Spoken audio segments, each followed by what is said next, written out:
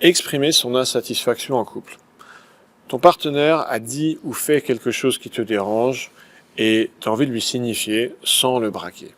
Je suis Alex Wagner, je suis coach certifié formé à la PNL et à la CNV et j'ai fondé Couples Inspirants pour accompagner les couples en difficulté au niveau de leur communication de couple. Je suis aujourd'hui avec ma collègue Monica Mitic qui est psychothérapeute, qui accompagne également les couples. Monica, comment faut-il faire d'après toi pour exprimer son insatisfaction à son ou sa partenaire? Alors, il y a beaucoup de moyens. En tout cas, surtout pas en exprimant juste très brutalement l'insatisfaction, mais plus en exprimant ses besoins et ses limites.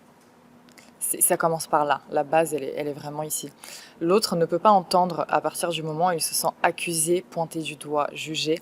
Le message ne passe pas parce que son mécanisme de défense, inconsciemment, va tout de suite prendre le dessus. Du coup, son écoute ne sera pas activée. Il n'entendra pas le message voulu et c'est dommage parce que c'est... Si je donne un exemple, ça va être typiquement toutes les phrases qui commencent par « tu ». Alors, je sais pas si tu connais cette expression. Toujours, jamais. Ouais, alors, déjà le mot tu, il y a une phrase pour s'en souvenir, le tu, c'est-à-dire toute phrase qui commence par tu va être assassine. Et ensuite, comme tu dis, quand c'est suivi par une exagération, une généralisation, tu fais toujours ci, tu fais jamais ça, et l'autre va il y aura une levée de bouclier et de défense, l'autre aura envie de se défendre. Et je voulais creuser un autre point, je sais plus lequel c'était dans ce que tu disais. Oui, quand tu as parlé d'exprimer un besoin, tu peux nous en dire plus? Comment est-ce qu'on reconnaît un besoin? Par exemple, tu parles d'exprimer l'insatisfaction. Déjà, moi, j'ai envie de demander, mais qu'est-ce qui te rend satisfait? Qu'est-ce que la satisfaction pour toi? Qu'est-ce qui t'apporte satisfaction? Donc, exprimer ça fait partie du besoin. Donc si je comprends bien, de tourner la chose en positif, c'est-à-dire au lieu de mettre le doigt sur ce qu'on veut pas, plutôt savoir déjà ce qu'on veut pour pouvoir l'exprimer, c'est ça? Et de le verbaliser à l'autre, parce que des fois on se retrouve insatisfait alors qu'on n'a absolument pas communiqué à notre partenaire ce qui était important pour nous, que ce soit en termes de besoins ou de limites, et du coup on se retrouve déçu face à quelque chose où l'autre n'avait pas l'information. Et en effet, d'où l'importance, on dit souvent la communication, c'est la base, et c'est vrai. J'aimerais donner un exemple concret. C'est un exemple issu de la communication non violente, la CNV, et ce serait de remplacer, par exemple, si on imagine ma partenaire me dire Alex, j'en ai marre, tu fais jamais la vaisselle.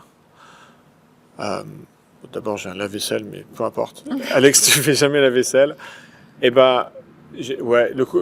L'expression plus positive et constructive, ce serait Alex, quand je vois cette pile d'assiettes qui est là au bout d'une semaine, c'est-à-dire c'est quelque chose de factuel et qu'on ne peut pas contester parce qu'il y a factuellement une pile d'assiettes qui est là depuis une semaine.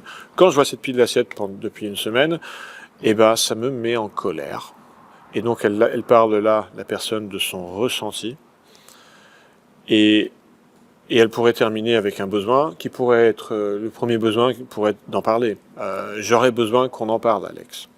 Et là, du coup, je vais pas avoir cette levée de bouclier que j'aurais eu s'il m'avait dit, Alex, tu fais jamais la vaisselle. Parce que là, le tu fais jamais la vaisselle, j'ai envie de me défendre. Alors que si elle me montre un truc que je peux pas nier factuellement et qu'elle me dit que ça la met en colère ou ça la rend triste, j'ai beaucoup plus envie d'aller vers elle, de bosser le sujet avec elle, de voir quelle part je peux avoir pour défaire le nœud. Elle te donne une place, en fait. Enfin, dans l'exemple que tu dis, elle, ça peut être lui aussi. Ouais. Mais oui, le ou la partenaire donne de la place à l'autre, alors que tu, blabla, en fait, il n'y a plus de place. Et du coup, ça nous donne envie de nous éloigner encore plus. On se sent agressé, menacé, attaqué. L'inconscient dit danger, danger, danger. Et qui dit danger